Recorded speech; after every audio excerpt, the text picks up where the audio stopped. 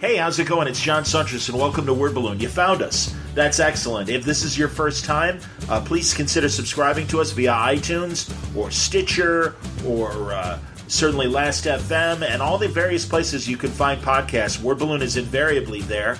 Subscribe. Please let me know what you think of the show. Write ratings over at Apple's podcast platform and give me a review. You can say nice things, you can say lousy things. You suck, John, and let me tell you why. Happy to hear your feedback either way. But do me a favor and like me where you can and leave comments. And also, as always, email me, john@wordballoon.com. I'm interested in your feedback. I'm interested in what you're thinking about the content that I put here. Also, I have a YouTube channel under Word Balloon. Would you please consider subscribing there? I've got about 400 plus subscribers currently. I'd like to get to at least 1,000 and start generating more video content. So go to YouTube and click on the Word Balloon channel and please subscribe. Terrificon, Connecticut's biggest Comic-Con, returns to Mohegan Sun, August 9th to the 11th. Meet Billy D. Williams, Val Kilmer, Doctor Who's John Barrowman, and the voices from Animaniacs and Thundercats. New England's largest guest list of comic book artists from DC and Marvel Comics is at Terrificon on August 9th to the 11th at Mohegan Sun. Tickets on sale now at Terrificon.com.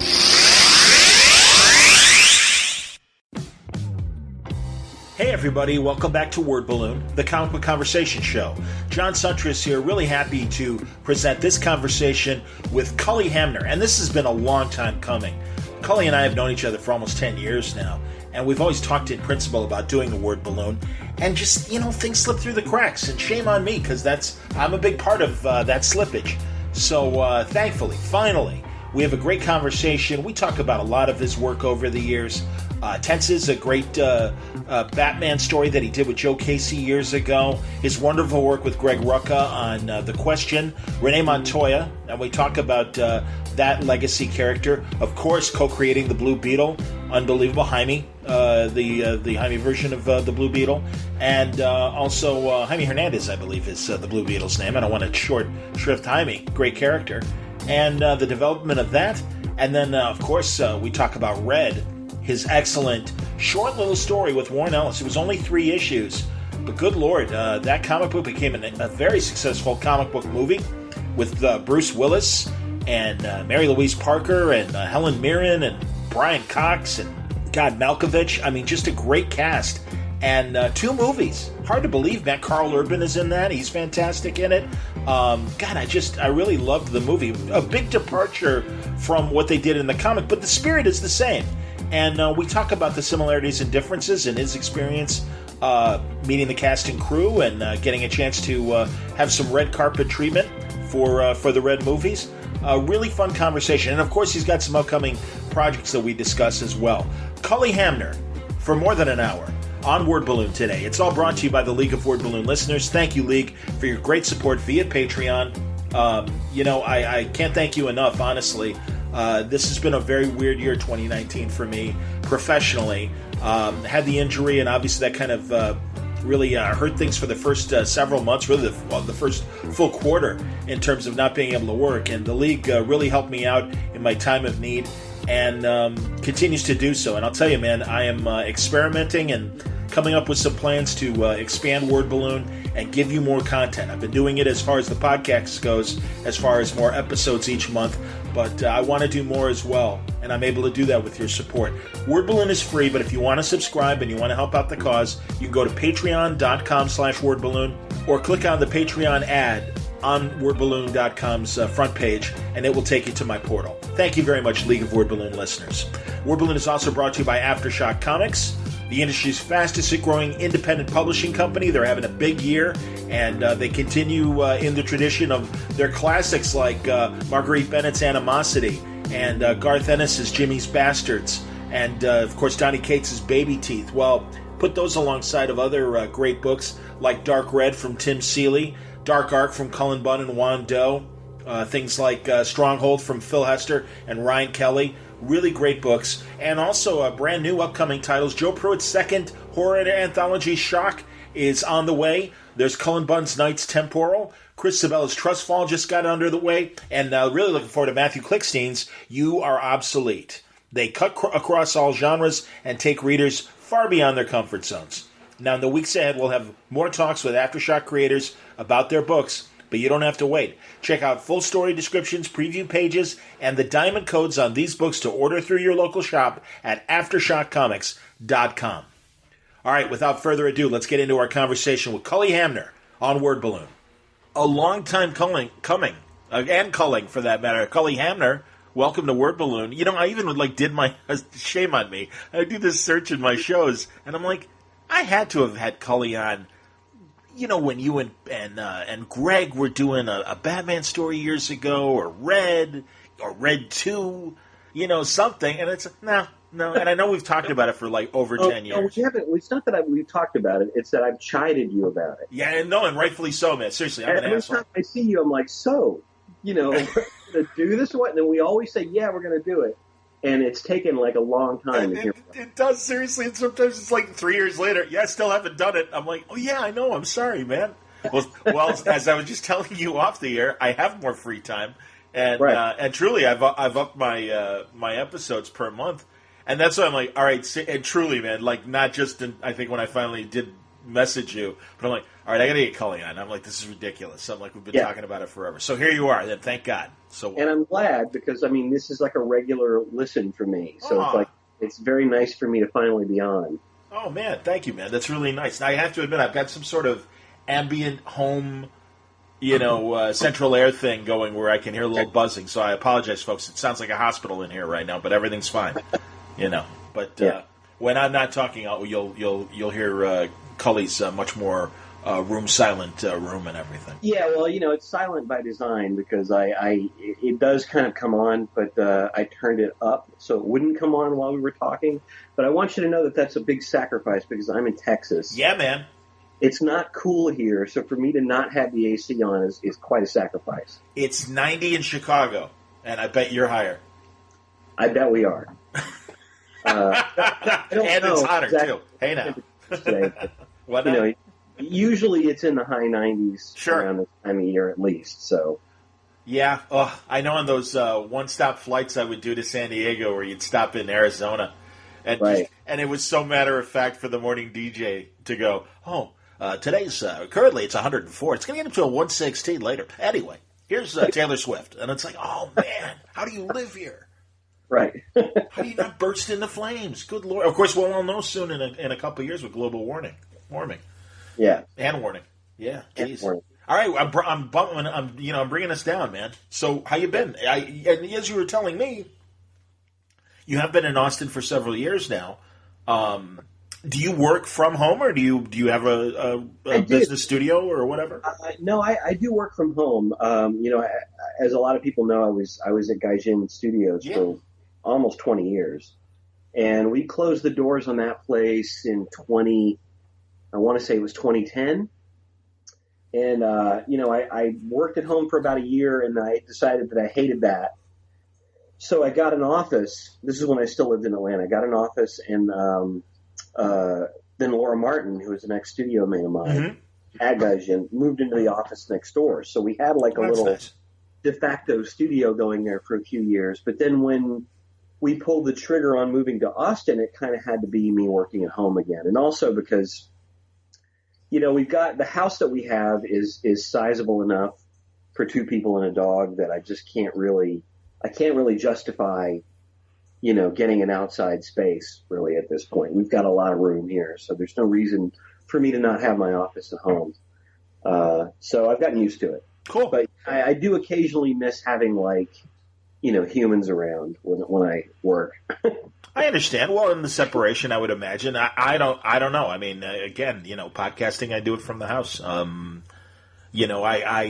work in radio studios and have the ability occasionally to record a conversation here and there from the radio studios. But I just feel like, it's the convenience of doing it here, doing it in the evenings, obviously. I used to have more evening shifts in radio, which accommodated the podcast stuff.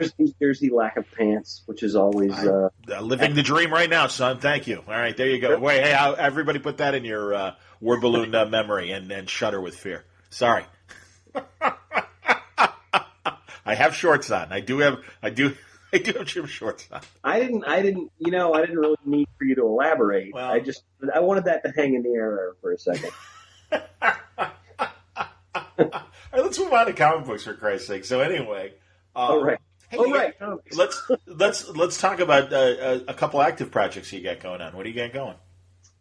Well, I got a couple of things going. Right now, I am deep into focusing on Black Mask, which is like a Year of the Villain special. Yeah. He's doing. Tom Taylor wrote it. Hey, great! There you go. There's a good combination. Absolutely. Yeah. And Tom and I. It's funny. Tom. I've known Tom for. God, probably. I think I met him like 10 years ago, and we've always been friendly, and we've just never had the opportunity to work together on anything. Okay. And I actually was I was in LA for a few weeks, and I was hanging around the DC offices for a while, and I was there, basically the week that Deceased came out, which of course, like sold like gangbusters. Oh yeah. And, suddenly, like Tom is writing like I don't know a ton of things, and they asked me to do this, so I was kind of like, yeah, sure, that'd be great, So I was waiting for a couple of other things to kind of coalesce a little bit, and I was like, well, let me do this while I'm waiting for that. So this was like a cool opportunity. I like Tom a lot, we get along really well, and it was just kind of fun. And another thing that I have coming out that I had done before was it's the 15th anniversary of a book that I've been involved with called The Ride for a long time. The old if I'm correct, this was tied to those great short BMW movies that. No. Oh, okay, okay. Go on. That is right around the same time frame. I can see why you would think that, but it was a company that I was involved in kind of getting off the ground called 12 Gauge. Yeah. Which is Kevin Gardner and Brian Stelfreeze and Doug Wagner, and when we had all kind of gotten this off the ground in 2004, and we created this book called The Ride, and it's the 15th anniversary. So there's a new ride series that just started coming out called Burning Desire. And a bunch of us old kind of 12 gauge guys have done backup stories. Cool. At Doug.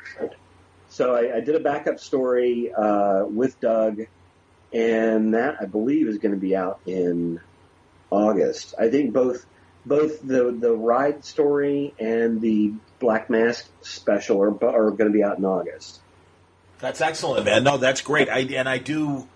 Again, like you said, I do remember the BMW films, but I do now that you described it more. I remember that 12 gauge series. I remember those BMW films because I thought they were amazing. Oh, yes. Yeah, they're just so cool. Clive Owen was the was the driver. Yeah, and I just remember at the time thinking, God, I want him to be James Bond so bad. Oh, absolutely, exactly. And I guess that sort of passed us by at this point, but at the time I was like, I didn't know who Daniel Craig was at that point. So I was kind of like, man, get this guy, somebody get this guy, and it just never happened. No, I hear you, man. And then two, now as a Bond fan, obviously, I should ask, and it's so funny because we've got several like Bond anniversaries happening in the last few days. Live and Let Die's anniversary happened, the debut of that opening. That was my first Bond film in the theaters. How about yours? It was exactly that movie in the theaters. It's funny you say that because I saw your comment about that the other day, and I was like, that's exactly my experience. I remember that was one of my earliest movies, period. That was, 1973? That's right. Yeah, 73. So I was 4. That's crazy, man. Yeah, I was 8. So there you go. Like I said, it was the first Bond I saw in the theaters. And as, just a couple of years younger, we all grew up on those when they would show the Bond films on ABC on the Sunday night movie, which was like an HBO kind of level event. Right. Like you knew it was going to be a good quality film.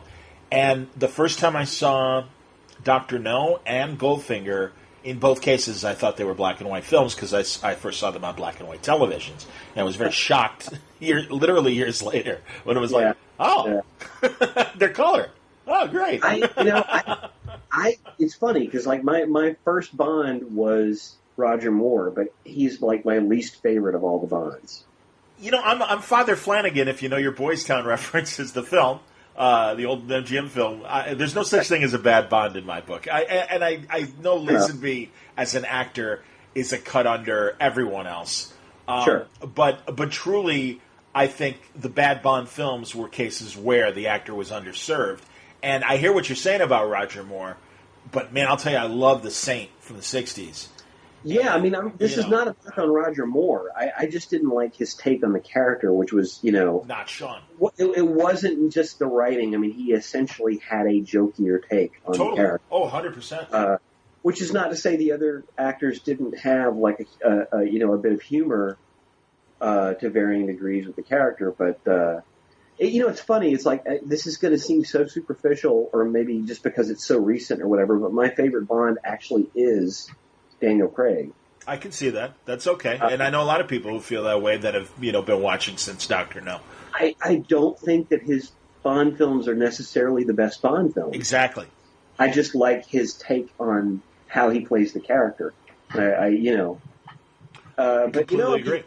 The ones that Connery was in, he's rightly lauded as like probably the greatest of the Bonds. But some of those movies suck. They were really bad. Which ones do you think suck? Well, I mean, some of the later ones. Like I think as the sideburns got bigger, I think the movies got worse. Now I'll tell you though, I do love. Diamonds Are Forever is its own animal. It really is. That's the one in Vegas, correct? Right, right. And that was the one after he left, was persuaded to come back. And I agree with you. That's where the sideburns were at their biggest, and the toupee was the most pronounced. But yes, go on. Yeah, I watched that one fairly recently. That's the one with the kind of moon vehicle and all that, right? The one he's like riding around in in the desert. He's definitely all right. Because for whatever reason, I was thinking more. You only live twice than I was as far as no. There's stuff. But yeah, there was that vehicle. You're right. Yes. The moon landing and all that stuff, and he was like driving around this chase scene in the desert with like a moon vehicle. Yeah. So and I'll be honest, it's been a while since I've sat down and watched the whole movie. Yeah, I usually do see the Vegas scenes. What kind of a Bond fan are you? Why aren't you watching these like every few weeks? Because you can, and isn't that awesome that you can? Don't get me. Plus, with streaming, they pop up on the streaming, Netflix and Amazon and stuff. So no, you're right about that. Yeah. To be honest, what I do watch a lot of are all those excellently made documentaries about each film. Yes, and those are incredible with Patrick McNee narrating them. Did you watch? Oh my God! Did you watch Becoming Bond on Hulu? Yeah, the Lazenby film. Yeah, I really enjoyed that. Oh I thought it was really interesting. Absolutely. I thought he could have been a good Bond. He could have been a great Bond, and especially given it was his first movie, On Her Majesty's Secret Service. I always say, people who don't like that movie, they don't get it, because that really is, I think, one of the best stories. Yeah. So many consequences in the story, and I loved how they tied the beginning of For Your Eyes Only into On Her Majesty, where it's like, no, it's the same guy. I mean, I like from a convenience standpoint the idea that all these various actors are just a new agent that gets the codename James Bond. Because, again, there's the oxymoron of being a world-famous secret agent. And he comes to every city. Mr. Bond, welcome. You're sweet as wit. Don't ever say that to Adam Hughes. Don't ever say that you like the idea of several people being James Bond. He'll bite your head off. Oh, I'm hip, and I mean, really, a lot of my friends that are hardcore Bonds are like, no, man, they made a a real history for him, dating back to Scotland. That great ABC made-for-TV documentary show that, part of it for 5 minutes, they're like, this is where James Bond grew up, he went to Eton, the whole shot and everything. And no, I'm hip to that, and I love that. I absolutely love the myth and the backstory and everything. But I always, would have loved the idea, had they all still been around, where Pierce Brosnan is in trouble, and Timothy Dalton and Roger Moore have to be the ones to break him out. I think that would have been fantastic. I mean, and truly, like, having M just get on the phone and say, yeah, I know you're retired, we really need you. And it's like, all right. And I mean, you get this amazing crossover. And actually, I know Moore was talking about, if not in name, having a Bond crossover thing before he passed away. I know that at one point there was some talk about Connery being a villain, like actually being a Bond. Oh yeah, yeah. Go on if you don't know more. I'll tell you. I'll fill in the gap because it's a great. It's the whole thing with Kevin McClory and Thunderball. Yeah. Now, I mean, obviously that's just not going to happen because I think he's probably just way too old and retired to do it at this point. Oh, absolutely. Well, yeah, absolutely. Yeah, Connery definitely not. No, he's retired. Although, again, fine, have Dalton and Brosnan save Craig, or whoever the next Bond is, have all three of them. I mean, we have a good crop of, not too old Bonds. Because honestly, I always felt as Dalton got older, he fit more and would have been an even better Bond if he had done it literally 5 or 10 years later. Dalton was, in my opinion, the most underrated of all the Bonds. I agree with that too. And part of it is he just didn't have. He's got the same problem that Henry Cavill has, I think, which is that he could be great. He could be fantastic. He's just not. He is definitely not well served by the movies right that he was in. Yeah. Same Henry Cavill, I think, is Superman. 100%. Particularly well served by the movies that he's been Superman in. Yeah, I think it's a big missed opportunity. I completely agree with you. I would change everything around him, but I would have kept Henry. Maybe he was just too much money if he had done more movies. That's my only guess in terms of we already took we already missed with the few we've done, and to keep him around, then maybe we're getting into Downey Jr. kind of money. I don't know. Thanks for inviting me on your James Bond podcast. Hey, don't kid. Well, enough listening that we could have gone into Planet of the Apes, and I would have broke out the Ape Talk music, which I love to do. And I was actually thinking as we were talking about Bond, I should have kind of a similar name for when I do get on my Bond jags and Star Trek and stuff like that. So yeah, we're gonna have to think of a name before the end of this conversation. I feel I'm with my people in this conversation because it's like you can get me going about Planet of the Apes or Star Trek or any of that kind of stuff. And what's funny about it is I'm not. A lot of my fandom of these things is not necessarily active. They're not things I necessarily check out that much anymore, or buy. I don't buy. I'm not really a toy person or any of that stuff. Actually, but I can't somehow not have the knowledge that I sort of embedded in myself as a teenager. So it's all still there. I can still talk about Star Trek until the sun goes down. It's one of those things. Because unlike today. I mean, they would try, and every couple of years they'd try with a new sci-fi TV show, or movie, something, and it would never reach the heights of the Twilight Zone, Star Trek. Even the goofy shows like Lost in Space, you can go back, especially that first season, and go, I mean, it was definitely getting too goofy even mid first season, but when it was black and white. It's like, that was a pretty good sci-fi TV show. Not a bad fantasy show. But yeah, I mean, that's the thing. They were few and far between in terms of the classics. So, of course, we'd get the reruns all the time. Now, I can't mention how, because it's embarrassing, how many comic book adaptations or TV ideas that either came from graphic novels or regular novels, and I just haven't watched them. I'll confess, and shame on me, I haven't watched Game of Thrones. I know it's excellent. Yeah, I'm sure it is. I'm sure I would love it. It's just a matter of time, and there just being too much else out there, and a sick tether that I can't cut like you obviously can. In terms of, I love this episode of Star Trek. I gotta watch. You've seen it over 100 times. I know, but I still love it because it's the Doomsday Machine, and that's an amazing episode. Yeah. And look, I mean, I'm stuck in a chair most of the day, so it's like. Half the time I've got something playing in the background, whether it's a podcast or an audio or a TV show, and there are times that I'm like, I'm gonna put 3 episodes of Star Trek on, sure, that I haven't seen in a long time. It becomes wallpaper in a good way, like audio wallpaper, where it's like you don't have to watch it, it, but it's the sound is just familiar and it's there. That's the thing is, a lot of what you see on television nowadays is so well done and so well produced, and the production values are so high and it's so visual that if I have that on, I will pay attention to it and I will look at it and I won't look at my work, my work in front of me. So it's sometimes it's better for me to have something in that I've seen 1,000 times. Absolutely. So have some Star Trek in, or The West Wing, or shows like that. I mean, West Wing is good also because it's very dialogue heavy. Yep. So it's like if I'm like if I'm like, tightening up layouts or inking or something, it's like I can kind of like occupy the other part of my brain with that.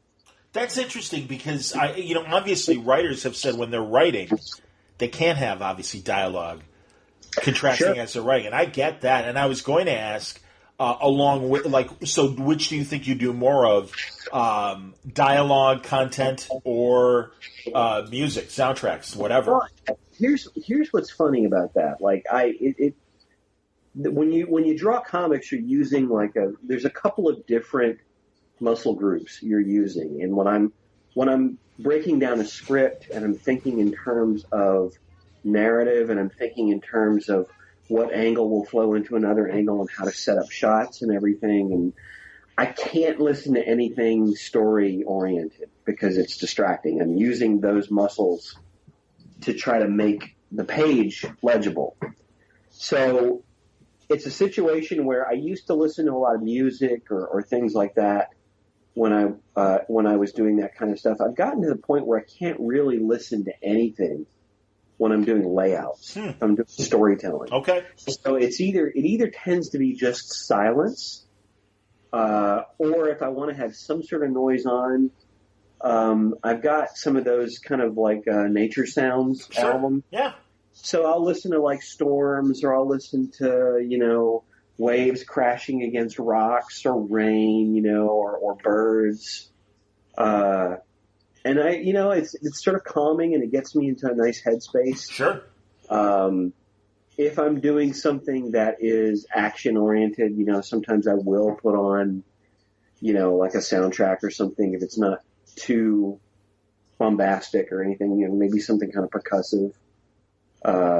But generally, if I'm laying things out, I'm laying things out in silence, and I'm talking to myself. I hear you, man. No, and that makes sense. One of my great summertime joys for years, prior to, I think, the availability of getting ambient sounds online or the soundtracks or whatever, I would always go to Lake Michigan and, just be close enough to hear the crashing of the waves and just sit with a book. And that was just, to me, like the greatest, okay, I can really just relax and focus on what I'm reading. And, that kind of meditation. So I can appreciate that, definitely. It's funny. It's changed as I've gotten older. When I was young, when I was a teenager, I used to like to have 3 or 4 things going at once. Sure. So I would be listening to something. I'd be watching something with the sound off. I'd be half reading something, and I'd be sitting upside down in a chair. I'm not kidding. I used to be like that. And I just find as I've gotten older and, fatter and balder, I don't do that. That's fantastic, man. Back to the 2 projects that are coming up, Black Mask in particular. I love Black Mask, and have you drawn him before? Because he seems like that kind of character that is perfect for your style. No, I've never drawn him, and it's kind of a little process of trying to figure it out as I was getting started on it. But it's a fun character to draw. I mean, it's basically a guy in a suit with, a skull for a black skull for a face. Absolutely. What was that? Was it Legends of the Dark Knight you did with Greg? I know you did a really great Batman miniseries, and I can't remember if it was in prestige format or if it was just a regular monthly. You're probably talking about Batman Tenses. I did that with Joe Casey. With who? Joe Casey. Oh, that's right, Joe Casey. Excuse me. Yeah, that was back in the early 2000s. Yeah. Probably 2003 or so. And that was probably my first kind of real kind of Batman work. That was, and it's funny. I still sign a bunch of those. I was at Thought Bubble last year, and someone came up to me and was just telling me how much they love that book. And it's one of those things where, you do something, you work on something, and at the time you just think, no one cares about this. This is just, this is the 20th Batman book that's out this month. Who cares, right? No one's going to really see this, but I'm going to put my all into it. And then, 10, 15 years down the line, somebody walks up to you and they tell you that it affected them. And that's always great, so that it's nice to know that, I've been able to kind of do some Batman work that mattered to someone, along the way. No, it doesn't surprise me, man. Well, it's funny. We've never on the air talked about Red, Right. and obviously that's one of your signature works, and paid a lot of dividends in a lot of great ways. And I hope certainly after the movies that it helped a little bit of notoriety in terms of people seeking you out at shows or whatever. But yeah, go back to the beginning of you and Warren Ellis and Red. Well, that's yet another one of those things where when you're doing it, you just think this is 3 issues. It's another project. It's cool to work with Warren. It's fun to do this little thing that doesn't have anything to do with continuity and everything. But I never, for a second, thought that it would go the way it went. You know what I mean? It's like we did this book. It was a mean little story. I mean, it was it's in and out. What did you call it? A meme story? Mean, M-E-A-N, mean. Like it was a mean story. Mean, yeah. It was, it was a nasty little story. Yeah, it wasn't. Yeah. There's nothing comedic about it, which I think is hilarious. That it turned into a comedy. That for the film, to mine humor out of it, because that was so not what we were going for on that. But it was one of those situations where I had interacted with Warren online when he had the Warren Ellis Forum, and we had been looking for something to do together. And at one point, I think he had pitched a graphic novel or something to Dark Horse that I was talking with him about doing. Nothing ever came of it. But we had done a few little things here and there, like we had done a story for the Wildstorm Summer Special, which was like a Gaijin anniversary book. And just we had done. I think we had done that. I think that might have been the only thing that we had done. I could be wrong about that. Okay. But Warren has this thing that he does where he says, I want to work with this artist on something, so let me sit back and kind of observe what they do. Observe the kind of work that they do, what they do best, and then craft a story that kind of works with their approach. And that's pretty much, I think what he saw in me was that he could, that I could do action well enough, and that I could handle quiet scenes. And that's kind of what he wrote. I mean, it was a pretty simple story. Mm-hmm. The way that the scripts were constructed allowed for me to make decisions, which I appreciated. That is how I like to work. And whenever I talk to writers that I might be working with, I always point to Warren and to Greg Rucka as like 2 examples of people who I just think kind of have the optimum way of writing for somebody like me. And so we did this book, and it was 3 issues. It was in and out, and then we kind of forgot about it. I mean, it came out as a trade paperback, and it was part of another. All of these series that Warren was doing at the time for Wildstorm were all like 3 issues, which is not really enough to warrant a trade paperback, or at least it wasn't at the time. Yep.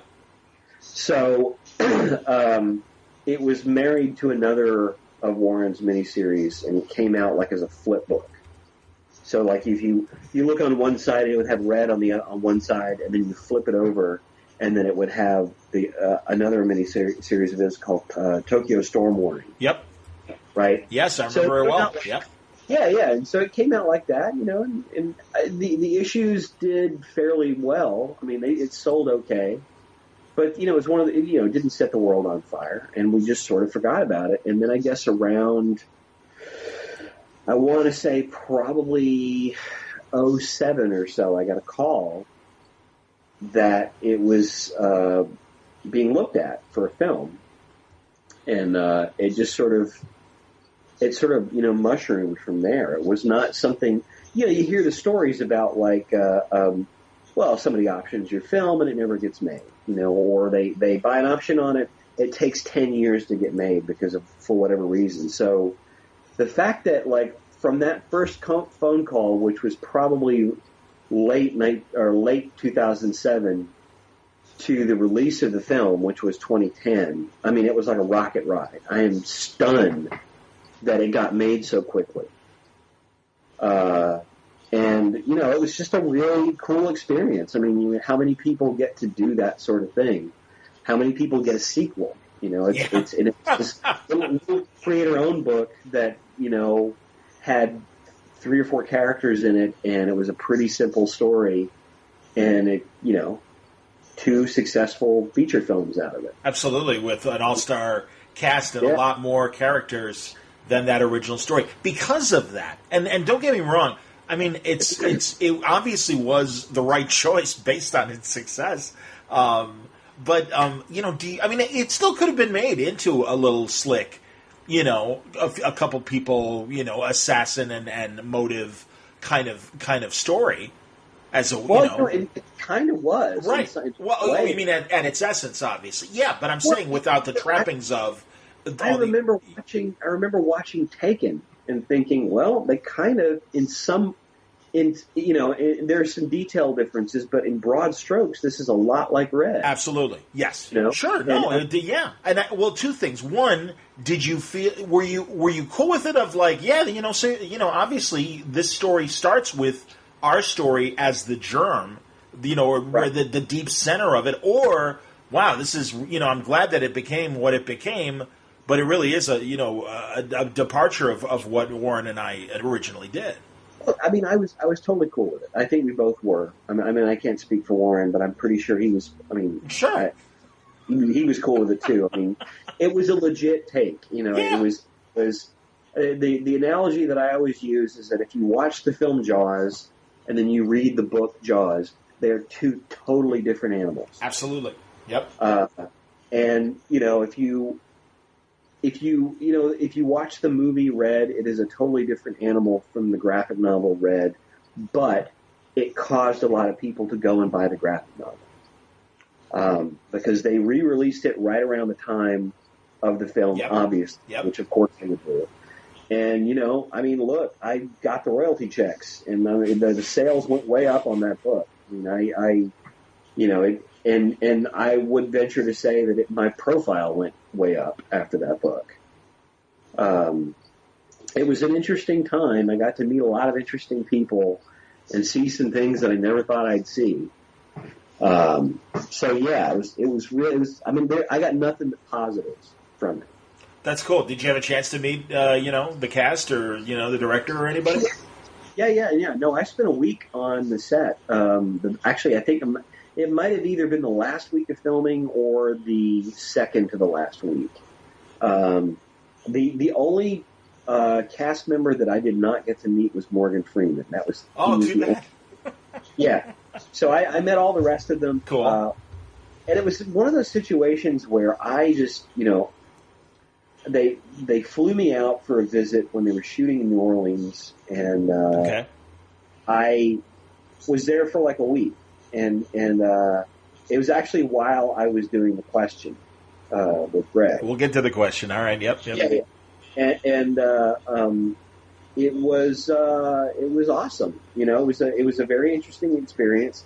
I just essentially, I'm not one of these people who tends to kind of like, want to get a picture with every celebrity and kind of all that kind of stuff. So I try to kind of stay out of people's way. Sure. Because, they've got a process, they're doing a job, they're trying to be creative, and they don't need me in their face. Sure.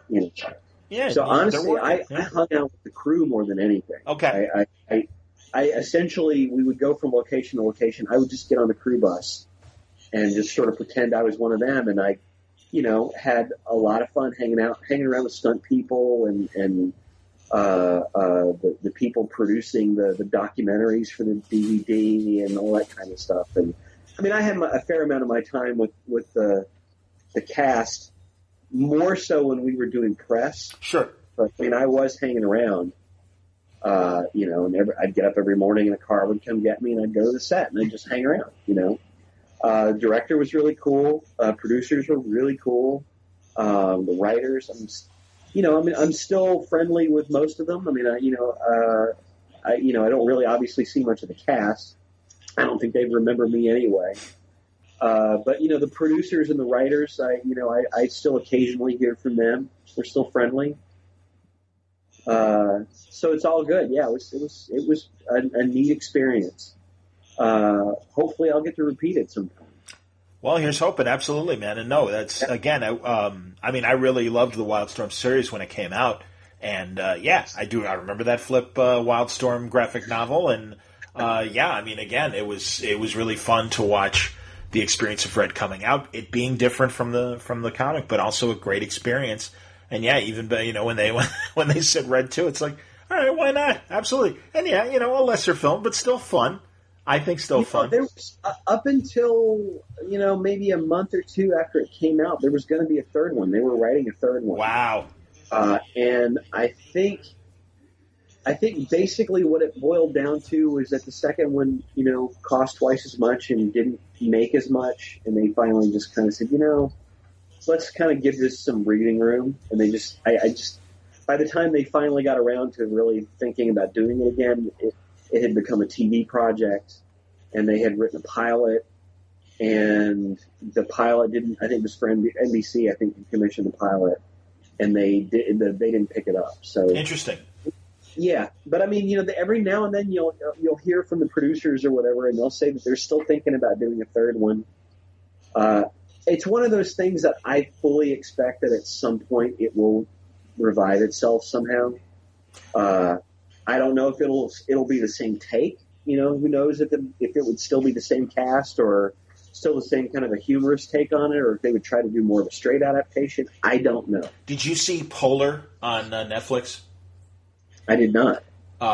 Victor Santos's adaptation or Acosta. Oh, was it Acosta? No, it was Santos. It was Santos. Yeah. I do have the book. Yeah. Yeah, but I haven't seen it on that. Well, it's again, I think it's more in the vein of something like, somewhere between Red and I think both somewhere between the graphic novel and the film of Red. Right. But that's the thing. I could almost see it coming back as a low budget, more faithful adaptation of the graphic novel, or like you said, as soon as you see TV series, it's like, oh yeah, I could see that, and I bet down the road someone is going to look at Red and be like, yeah, let's bring that back. No, it's a solid concept. You got to hand it to Warren. And again, you guys brought it to life. That was really cool. And it was, again, kind of that great period of, proof that it's like, no, there's really good stories happening in comics that would translate to a wider audience that would be more accepting of seeing it as a film or a television show or whatever. So, I also think the landscape has changed. I think there'd be a lot more room take something like Red and use it as a springboard for, say, a TV series or something than there used to be. Yeah.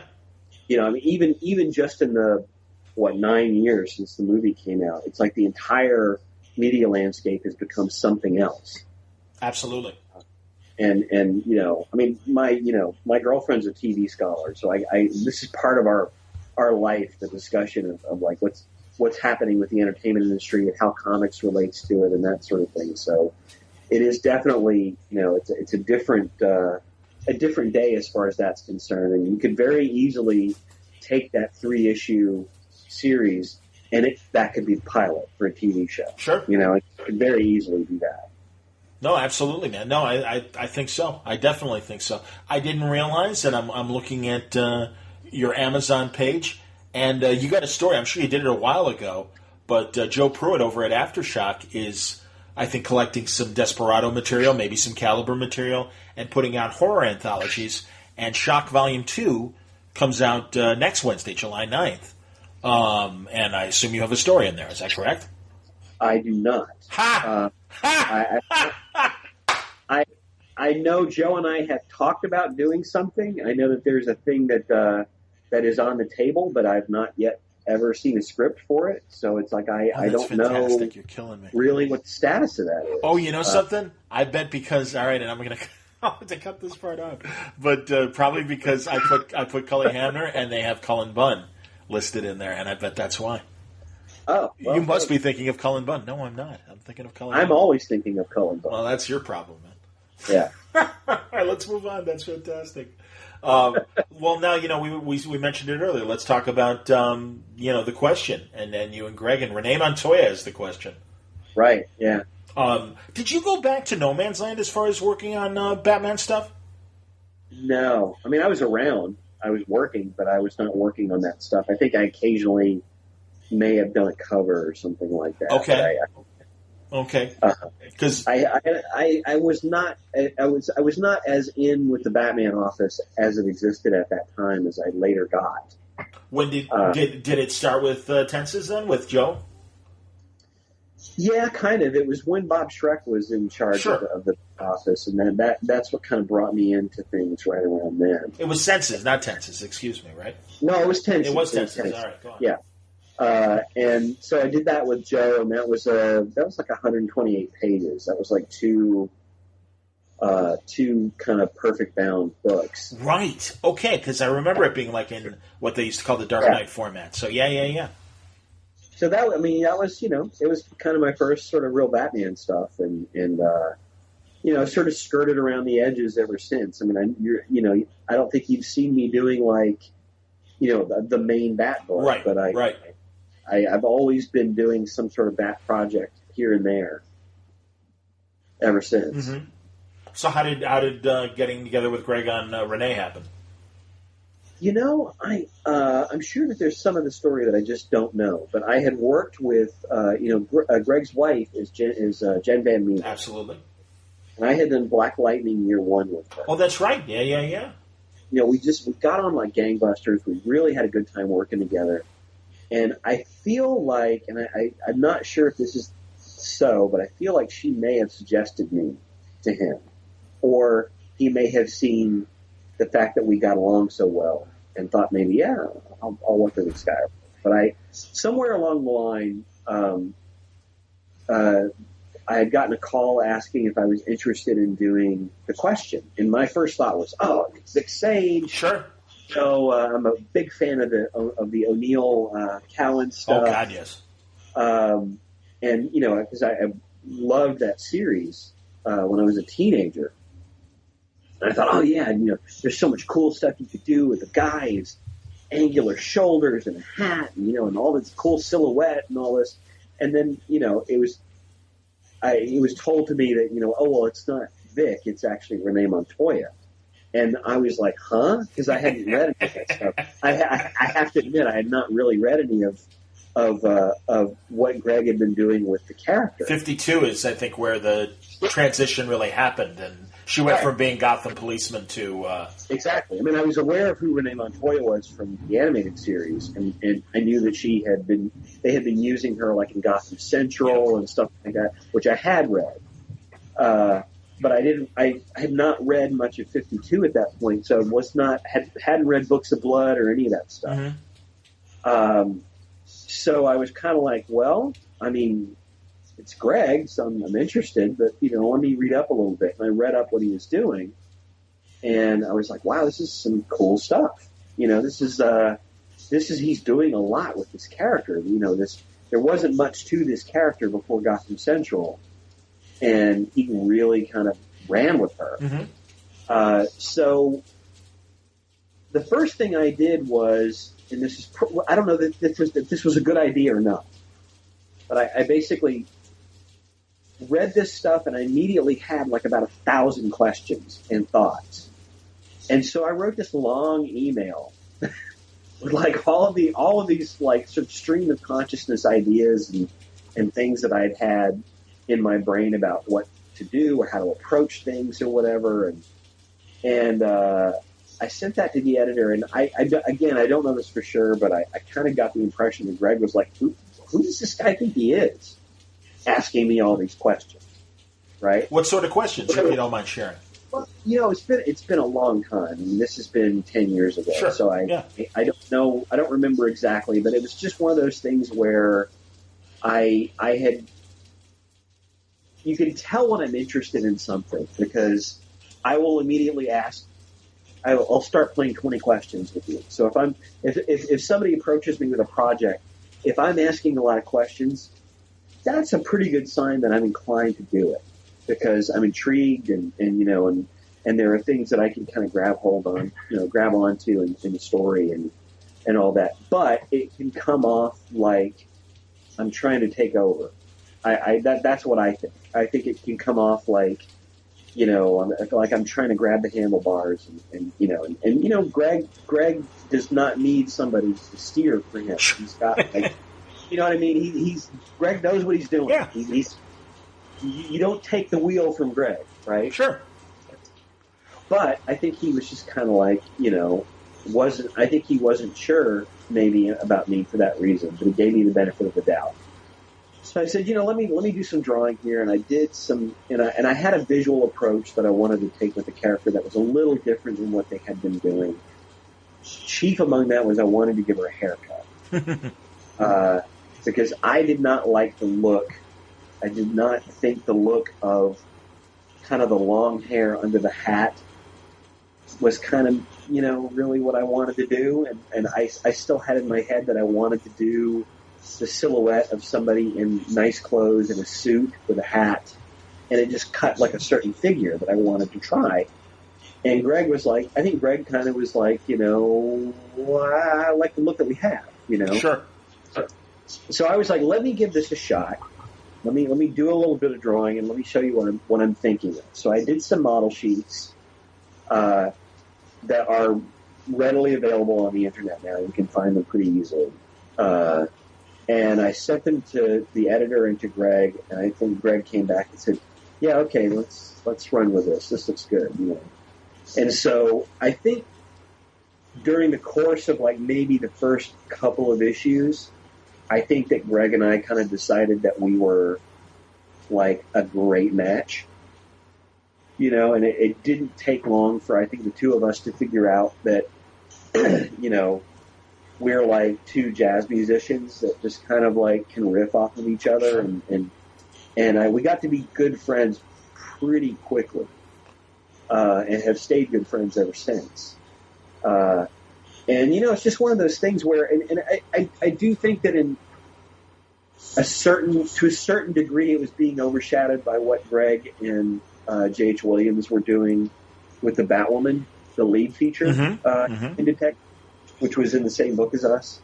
Because, I mean, the work that Williams was doing was next level. It was hard to be next to that. Yeah, I understand that, but also I think JH was really doing something more experimental, and you were doing classic noir, and that was very much by design, because I saw what he was doing, and I thought, I can't do what he's doing. I'm not even going to try to compete. What I'm going to do is I'm going to do meat and potatoes, bare knuckle storytelling. I'm going to basically just make this so easy to read that you won't even have to try. You just look at it and you know what's happening, right? I thought the only way that I could survive in the same book with what J.H. Williams was doing with Greg was to swim in the opposite direction, which is what I did. So, and it's one of those things where, when you read the reviews that are coming out at the time or whatever, it's like, everybody's sort of talking about how great this is. And the second feature is good, but it's not. It's not as good as it's not as great as what they're doing. And that was fine. I think, again, it was one of those things where it didn't start to catch on until they released a trade of all of our features by themselves, and I think then people started to get it. Like, oh, yeah, this is really good too. It's just different than what Greg was doing on Batwoman. I agree, and I think, I wonder, and if I hope I'm not leading you in terms of, again, what you don't remember in terms of what notes you would have. But I know my feeling was there are actually so few great street-level characters out there that serve that purpose of being one of the civilians and that could get into a hero's face and be like, are you sure you're doing this right? And Renee, not only in terms of her relationship with Batman, but obviously with Harvey as well. And I always felt that, there are, it's that tug of war of, got to be great to have more women and just, characters of color and not just have a bunch of, white Anglos running around and everything and cis characters that are, and certainly Vic even represents that. So there's that tug of war of, no, I kind of like her as the question in terms of why does she, what drives her to be the question? Well, yeah, and you have to understand that while at first I was kind of like, oh, but I grew up with the Big Sage question. Sure. It didn't take me very long to fall in love with Renee as the question. So to me, it's like she's like it. She's like, I love her as the question. I love drawing her as the question. Still, I like drawing her, right? It's one of those things where I don't think I had full perspective on this until not too long ago. But I look over my entire career, and from the first thing I did to now, it is a very clear collection of progressive characters, of marginalized characters, of non-white, non-cis characters, female characters. There are not a lot of things that I am known for that are the sort of proverbial straight white male character. And it wasn't something that I necessarily consciously gravitated to, but obviously, the choices that I tended to make, I guess there is a certain kind of through line to my career at this point, and I'm very proud of it. I mean, I think I like the audience that I've developed because of those characters, and I see them all the time at conventions, and it's nice to see people happy that that they see themselves represented in these fictional characters that I've been able to work on, and it's just a great place to be, and Renee is like one of the greatest among them, in my opinion. I can appreciate that, and I agree with you. I think she's her actions and motivations and dialogue. I think she's great, and I do like her as the question. I can't deny that I guess being old school, I mean I'm obviously Vic's back in Bendis's world right now in Event Leviathan, and what's funny is I have a soft spot for Vic, but so does Renee. Exactly. Absolutely. Yeah. It's like there's nothing wrong with loving Vic. It doesn't mean you can't love Renee too. No, I hear what you're saying too. I just, it's just again, it's I don't know, because again, you're right. I grew to not have a problem with Renee being the question, but I know my starting point was okay. Why? I don't know. It's rare to get good runs on the question. I do think that yours and Greg's run was excellent, and I do think that obviously O'Neill and Cowan's run on Vic was excellent. Well, I mean, it's flattering to even be mentioned in the same breath with that stuff, because I know Greg and I both hold that stuff in the O'Neill Cowan stuff in high regard. I think we were both reading it at this probably around the same time. Sure, no doubt. But it's not my first time doing a version of a character that everybody knows that is not the white guy.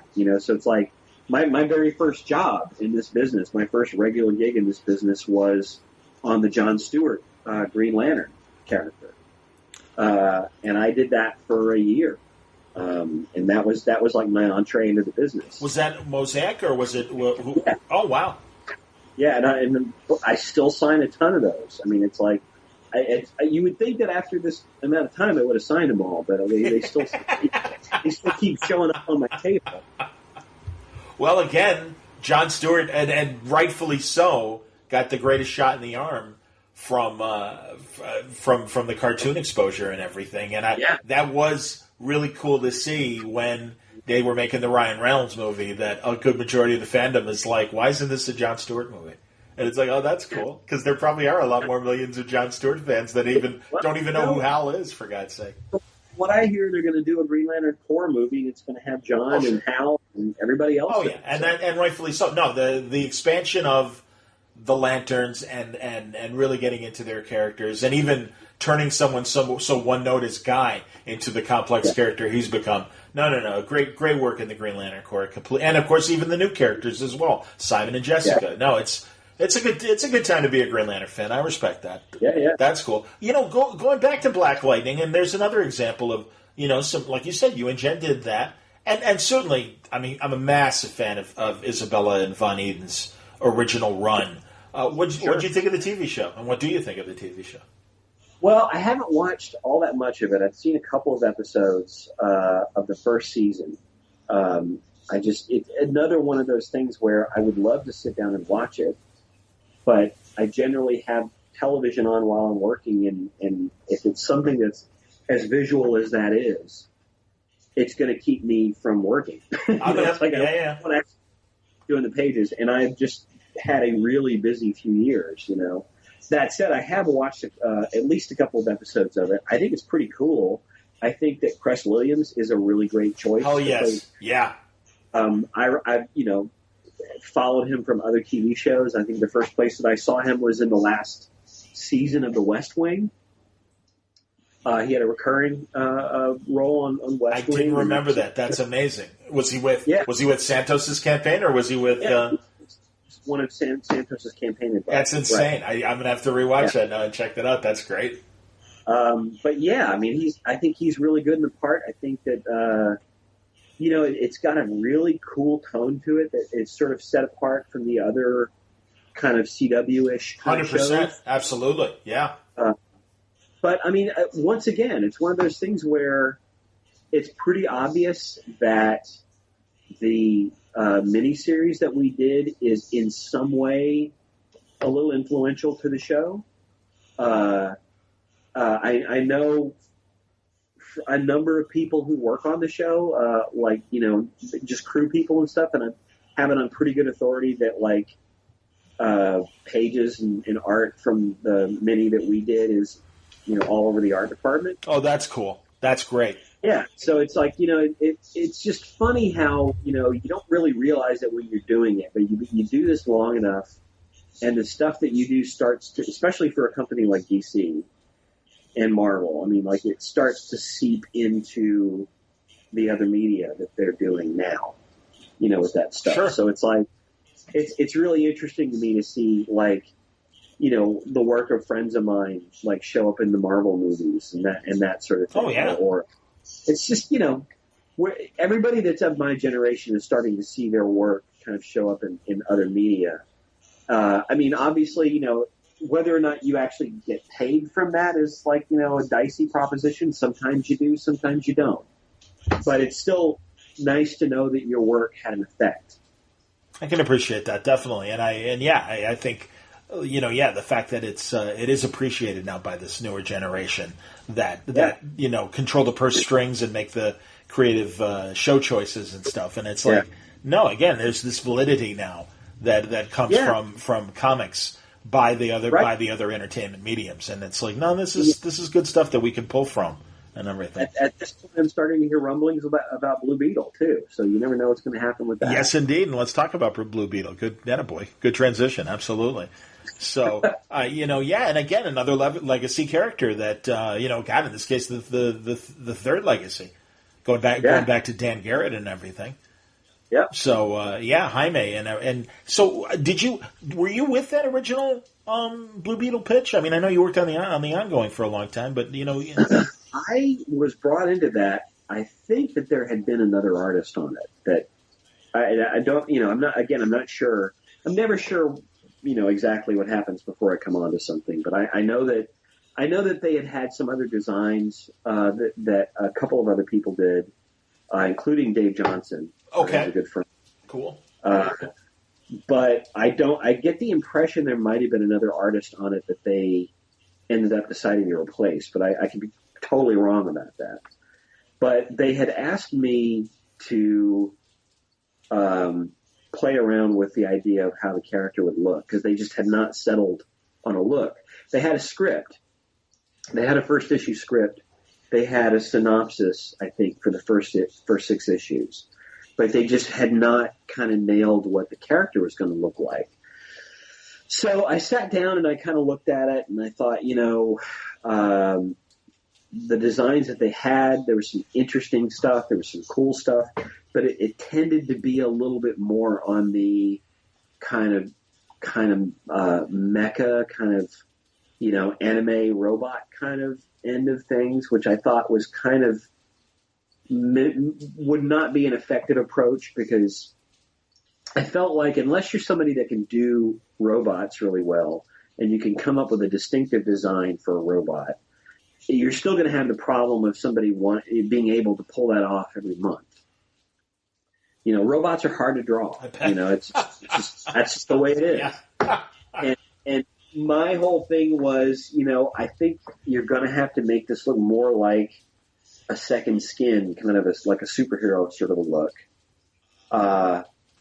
And the vibe that I got from that first script was, this is sort of in the vein of Spider-Man. This is sort of like, this is a young kid.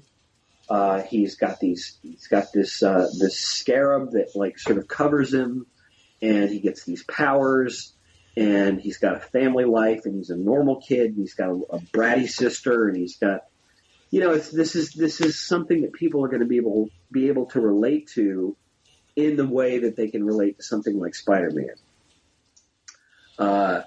And my thought was, this has got to have more of a humanoid look to it, but you want to do something that gives it a silhouette, that gives it like, that something that says when you see this character with no detail other than a silhouette, you're thinking a beetle, right? So, of course, immediately I start Googling pictures of beetles and kind of looking at things, and very quickly kind of settled on this kind of like, this sort of look that of a horned beetle, with like the sort of two pincers that kind of come up from the head and sort of curve like two parentheses, mm-hmm. right? Yeah. I'm like, how am I gonna work that into a character? And somehow it coalesced in my head to make it into like a backpack. Like the legs would sort of curl around the front of the character, and it would be like a big beetle like on his back, worn like a backpack. And those two horns would kind of come up behind him, almost like antenna, Sure. So I just sort of drew that up and handed it in, and they were like, "This is it." They were like, "This is the look." And they had one note, which was, "Could I do something on his chest to give him like an insignia of some sort?" So I honestly I just sort of adapted it from the previous Blue Beetle. I just basically took that sort of thick black line of, that sort of angular symbol from the chest of the other of the previous Blue Beetle, and I put it on Jaime's chest, and that was it. That was the entire design process. I did one drawing and then added this, and that was it. So they offered me the job, and I did it for, I want to say 6 issues. That was my commitment, mm-hmm. was for 6 issues. Yeah, okay. And, I wonder, just as, thoughts of the character and stuff, and I don't even know if you know the answer to this. I just think that, there are so few examples where you can really go Golden Age, Silver Age, Modern, and have heroes, from the same kind of legacy line. And it just seemed like they would use Dan Garrett so sparingly. And I don't know, because there may even just be a rights issue in terms of, because so many other publishers from Fox in the 40s to Quality to Charlton, had access to Dan Garrett, as well as, by the time of Charlton, creating Ted Kord with Steve Ditko and everything. I don't know if there's any, legality problems, because it would just be great to see, all three of them, Dan, Ted, and Jaime, all together. I know Ted and Jaime get together and stuff, and there's a relationship there. And certainly through the Scarab, you've got Dan's backstory. But again, it seems like it's a missed opportunity. I don't know if it's a rights thing. I think that DC fully has the rights to that character. It's just a matter of somebody doing something, somebody keying on him and wanting to do something with him and doing something interesting with him. It's always, legacy characters are sort of by nature complicated. Sure. And it's like, it's one thing to have a generational switch from one character to another, but when you start getting into like 3 generations of characters, I guess it could just be, I don't know, maybe it's complicated. I have no idea. I do know that they are all very much of their eras, though. You Dan Garrett came about in a time when, pulp characters with guns. You had a guy, even though it's even though it's not necessarily a gun, it's still a character with a kind of a pistol in his hand, right? Yeah. By the time you get to the 60s, the Ditko Blue Beetle, I mean, that's more of a James Bondy kind of gadgety kind of character. 100%. By the time you get to ours, it's very science fictional, That's a good point. Yeah, no, you're right. You're right. I remember in one of the comic book history documentaries, Steranko saying that he talked to whomever was, the original creator of the Blue Beetle, and it's like, yeah, it's an interesting concept. Where'd you come up with that? And he just went, Green Hornet. And it's like, oh, yeah. Yeah, very definitely. I mean, it's... and it's okay. But man, that original Beetle, I part of the reason why I'm fascinated by him was, much like the Green Hornet and Superman, he had his own radio show when radio was the dominant daily medium. And I mean, it's like, so it's like, no, I mean, Victor Fox had something going with that character. And, again, like I said, 10 years before they started doing the Ditko version of the Beetle, Charlton was running Dan Garrett Blue Beetle stories, new Dan Garrett stories. So, yeah, I mean, and also there was a bit of Our Man in there because he kind of had a super formula that gave him, I think, a near invulnerability and super strength as well. It's somewhere along the line, someone is going to have a take that's going to resonate with that character. It's a matter of time. I think all of these characters eventually get brought to the fore somehow. But yeah, it's just weird, like how I somehow have ended up doing like all these Charlton characters. It's like, it's like Blue Beetle and Question, and then you add into that, like we had Peacemaker in Blue Beetle. I did like a new version. Oh, of that's Peacemaker. Right. And it's like was he psychotic Peacemaker in Blue Beetle? He wasn't psychotic. He was like I can't remember exactly, but he was almost like he was like a government agent. Okay. I remember in he was like a paramilitary. I mean, he was more like he had huge arms and like tattoos and stuff. Okay. And because I remember when Paul Kupperberg and Wolfman were doing Vigilante, and I'm reasonably certain Peacemaker was kind of psychotic in that, as I remember. I remember that stuff. Oh, yeah. Yeah.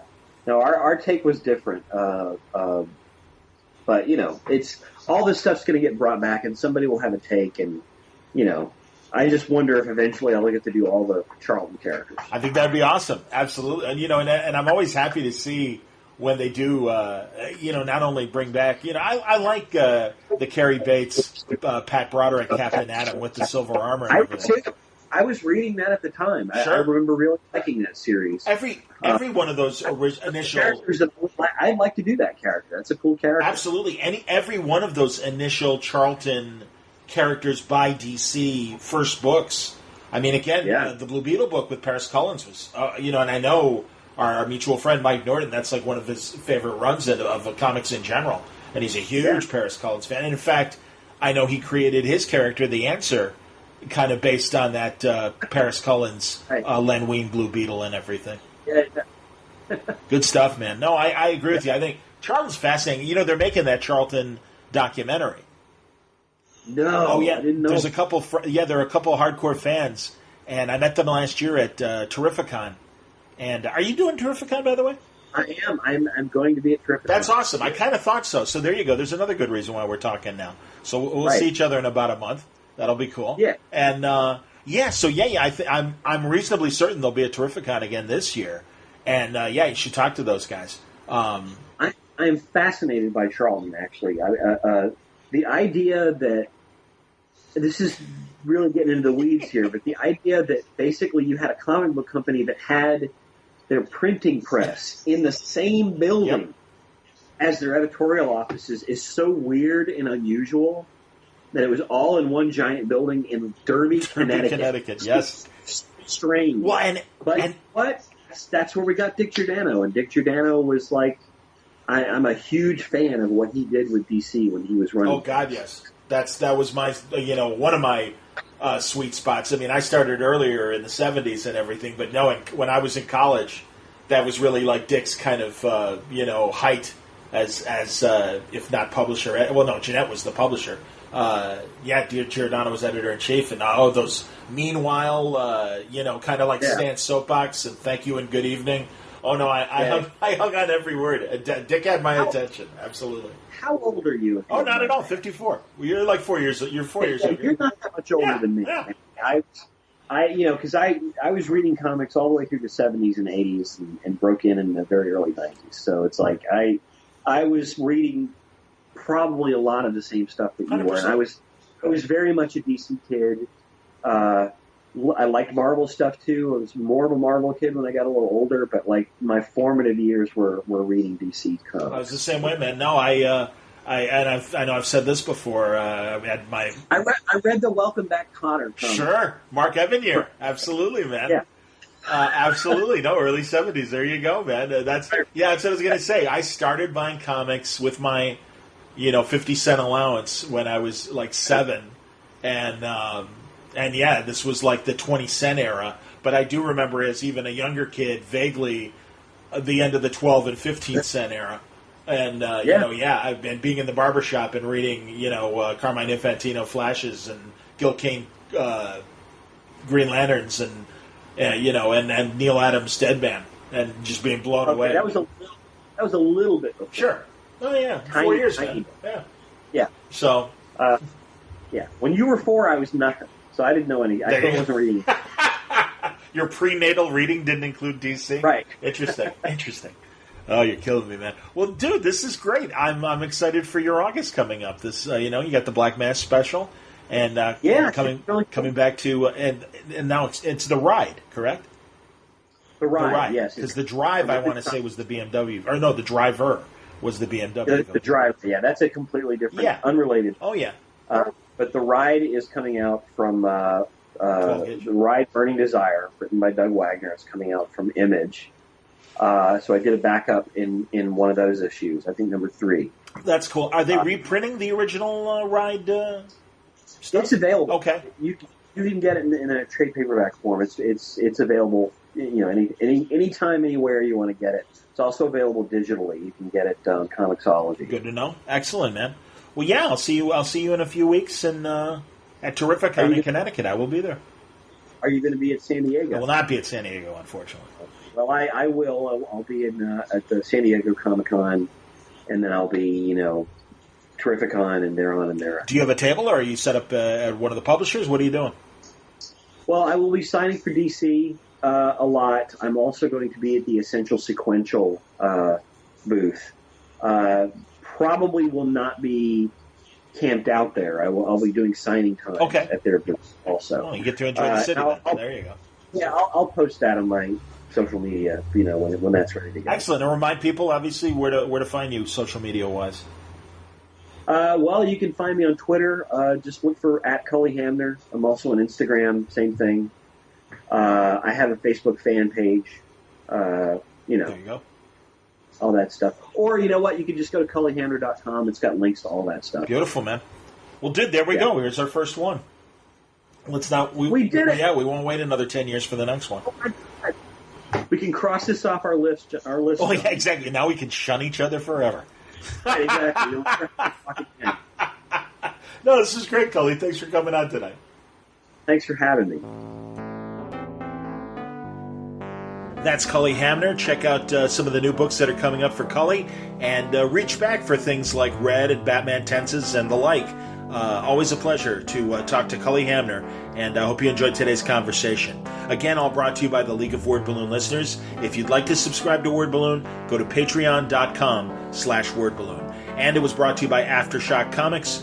Great new books that deserve your attention. As I've been saying, if you miss Vertigo, you might find that Vertigo itch and vibe satisfied by Aftershock's wonderful books. Things like Joe Pruitt's horror anthology Shock that is coming up, Volume 2 coming up this week. There's also Cullen Bunn's Knights Temporal, Chris Sabella's Trustfall, things like Stronghold from Phil Hester and Ryan Kelly, and Oberon from Ryan Parrott, Matthew Klickstein's You Are Obsolete, to name just a few books, along with things like Animosity and A Walk Through Hell, Dark Ark, Dark Red, Baby Teeth. Great stuff, man. We'll be talking to more Aftershock creators about their books in the weeks ahead. But you don't have to wait. Go to their website. You'll find full story descriptions, preview pages, and the diamond codes on these books to order through your local shop at AftershockComics.com. Thanks again for listening. I got another episode coming today, and that's from Dean Haspiel and Josh Neufeld. They talk about their new scene-by-scene podcast that revolves around the great comic book movie American Splendor. Lots of good behind-the-scenes information about how that movie got made. I had no idea that Dean was involved so much in terms of getting Harvey's story to the silver screen. That's a great story. But we talk about their comic books as well. The Red Hook, a great line webtoons comic book that Dean has been doing for webtoons, and in fact, it's a free book that you can get online. Josh talks about a lot of interesting journalism comics that he's done over the years, and man, I'll tell you, it was a real pleasure to get to know Josh, and you can tell his and Dean's chemistry by this joint conversation, and we had a ball doing it, and I can't wait to share it with you. So make sure you check out that episode, also dropping today, of Dean Haspiel and Josh Neufeld and I talking about underground comics and where they are today, and how they're doing in the creator-owned world, and the different platforms and the challenges. Can't help but still talk about the loss of Vertigo and Mad Magazine. It's on my mind. It's on their minds too, and they provide a lot of insight on what's going on. So check that episode out as well today on Word Balloon. Until next time, Word Balloon is a copyright feature of Shaky Productions, copyright 2019.